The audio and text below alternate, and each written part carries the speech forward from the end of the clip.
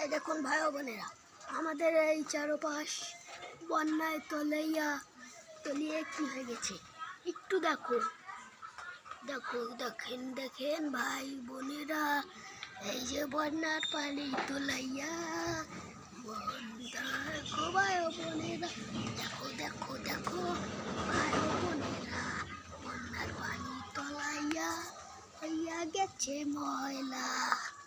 একটু লাইক দিবেন টিকটকে, সামনে একটু বেশি হবে ফলোয়ার, আর একটু লাইক ফলো বেশি হয় জানো ভাই ও বোনেরা।